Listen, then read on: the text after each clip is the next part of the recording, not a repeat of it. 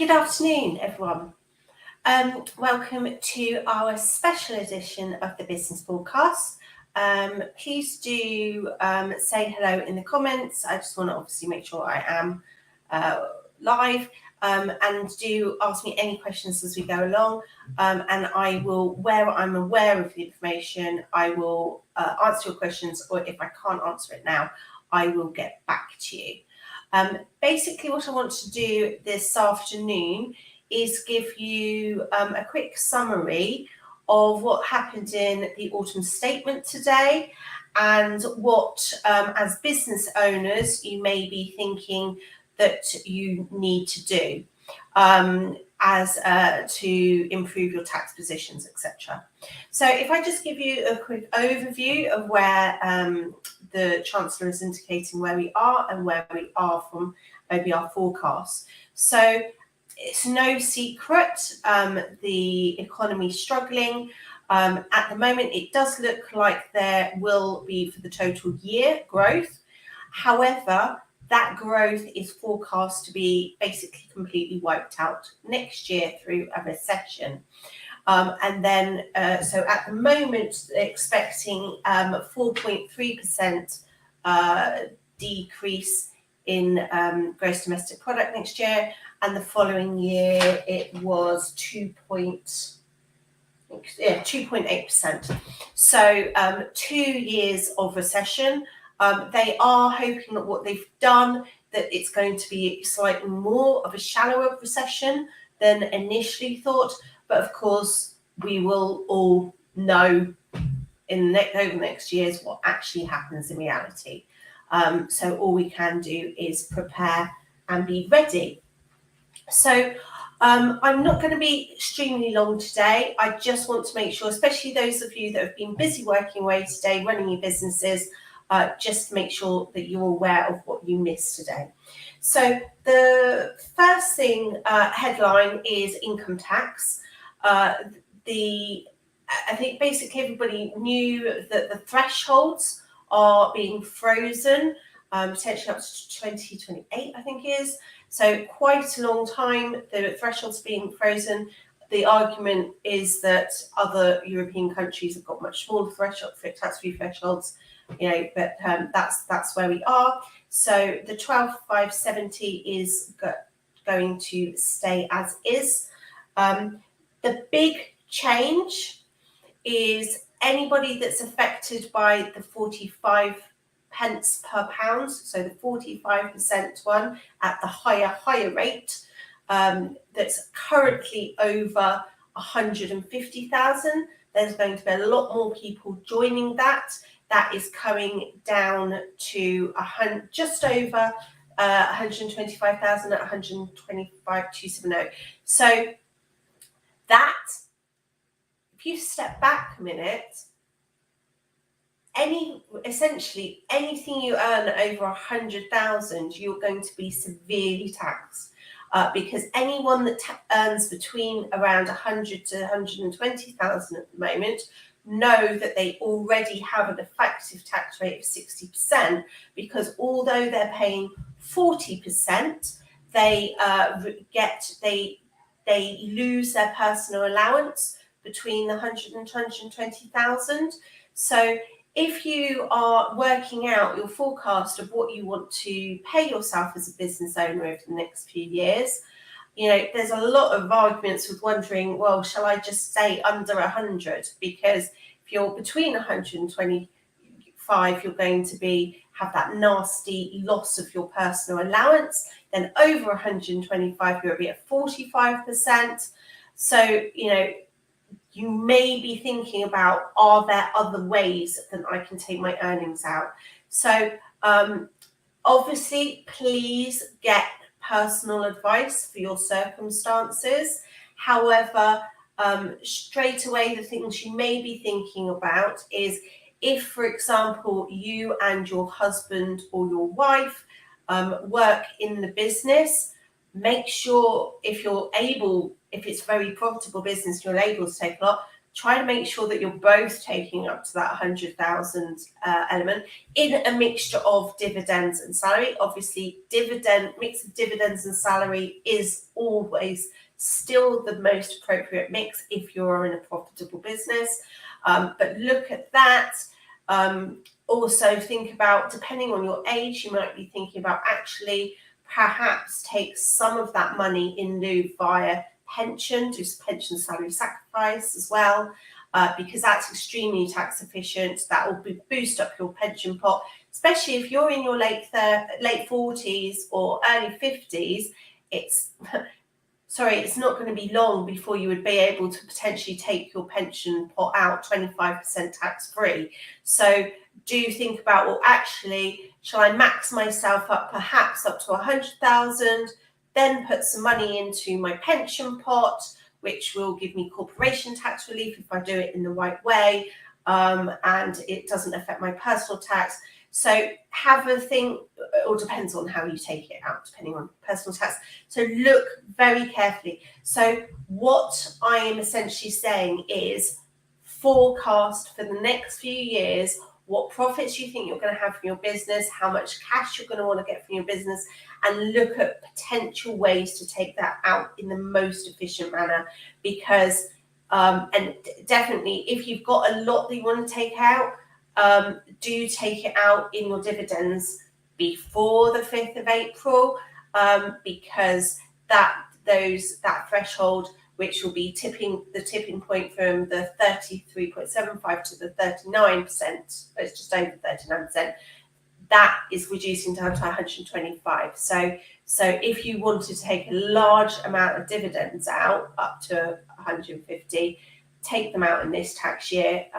But it's always best to do some modelling, take it over 2 or 3 years, look at different ways that you can potentially take your money out, being legal but tax efficient as well.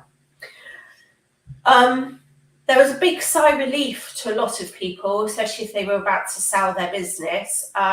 The capital gains tax, the allowance is reduced, yes, but if you're selling your business, that's not a huge amount. It's going from 12,300 at the moment. It's going to reduce the following year to 6,000 and then to 3,000 the following year. So people selling their business, the key thing what we were listening out for was it going to affect business asset disposal relief. I have not seen any, it certainly wasn't mentioned in the budget. Autumn statement. I've also done a search through the documents. I can't see as yet any changes to that. If I do see any changes, I'll of course let you know. At the moment, I think we're still okay for 10% on our first million if you're selling your business. So that's good news for anybody looking to exit their business and avoid having to work through the recession. It will mean... Here's what I found. Oh, sorry. I'm trying to turn off my phone so Siri keeps going. What will happen, unfortunately, is because of that reduction in the capital gains tax, a lot of people that trade in their shares, so they might buy and sell shares each year, more of them are going to... A lot of them do deliberately make sure that they utilise their 12,300 threshold each year.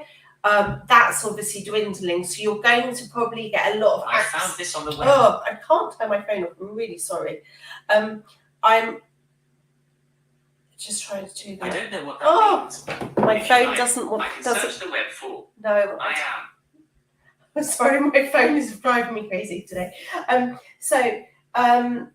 What I'm worried about is there might be some accidental people going into having to pay some capital gains. Also, property landlords that are trying to sell their second properties, they're going to get less tax-free when they sell them on their gain. So again, very important to look at. If there is something that you are about to sell, try and get it in this year, if it makes sense that you're going to get the right return for it, that is. as always, do not make all your decisions on a tax basis. You need to see what the market is for that. So that's where we are with capital gains. Corporation tax, there wasn't any announcement. It's just still as per previously. It's forecast to go up to 25%. So you obviously can't mess about with your corporation tax. It is what it is. However, what you may be thinking about if you're going to be buying things, think about, well, is it better to buy something next year rather than this year, so that you get more of your profit at the lower percentage, but you also have to balance that up against the super deductions, capital allowances. So again, do some forecasting, talk to your accountant, and do some comparisons of what the tax consequences are of you doing certain purchases, of doing it this financial year versus next financial year. So that's another key one. A big change is on research and development reliefs. So on the research and development expense credit, that is increasing from 13 to 20%, so that's a good thing. What's not so great for SMEs, the SME deduction at the moment is currently 130%. That essentially means if you spend £100 of qualifying expense in R&D, you can utilise actually £230 as a R&D credit against your corporation tax. So that is decreasing down to a really weird percentage. We're going to have to learn our 86 times table now. It's going from 130 to 86%. So that's really narrowed down. Lots of people, if they were already using subcontractors and things for their R&D, they were already limited to 65% anyway. So it's not going right down to the 65%. It's going obviously a bit more than that, but that's a big decrease. It still means it's really great if you do R&D. There's still, some credit to be had, but it is less than what you have been used to.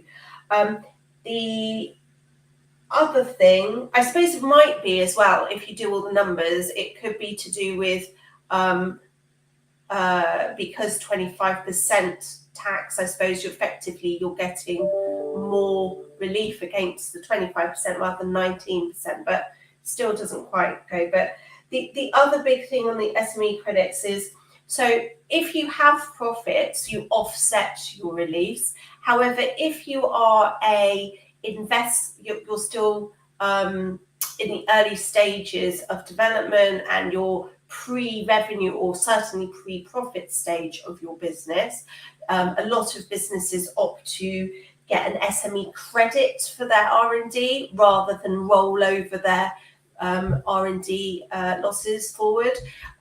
That currently is 14.5%. That's going decreasing dramatically down to 10%. So that's a big thing to think about. If you've got a lot of R&D work, do have a look and talk to your R&D specialist about, what is the consequences if you do your project next quarter versus in, the quarter April to June. That could be a difference depending on your circumstances, but have a think about that. As always, with all of these things, you need to look at them all as a whole. You need to forecast, and so these things don't hit you. I've been talking to a lot of my clients recently about what they're planning to take out in dividends this year versus next year. So do try and where you can, try and forecast. Look at what other reliefs you can get. Look at your pension tax reliefs. Look at your donation reliefs. All of those things. Look at them. It's all a big chocolate box of mixture of reliefs and taxes, and try and match them up properly. If there's any questions, let me know. Happy to answer them now, or I can on LinkedIn later today. Not a problem. But hopefully that gives you a brief roundup in the autumn statement. no really scary surprises, I don't think. I will continue reading through all the various detailed papers, and we'll let you know through blogs, etc., of anything specific that really affects any of my clients. But hopefully that was helpful for you, and have a great evening. Tomorrow is our normal business broadcast. And I will be joined by Peter Felix, and we will be talking about import financing. So let's buck the recession trend for your business. There's still plenty of business to be had there. So we're going to be trying to help you and guide you, if you do a lot of importing, the safe way and efficient way to import with financing. Kirsty, it's a pleasure. Trying to help, but obviously always have a chat with your own accountant or me, or one of my team, about your own personal circumstances. But it's been great. Hopefully that was useful, and I think I've got in before a lot of the other practices, so obviously that's a win. But anyway, thank you very much and have a lovely evening.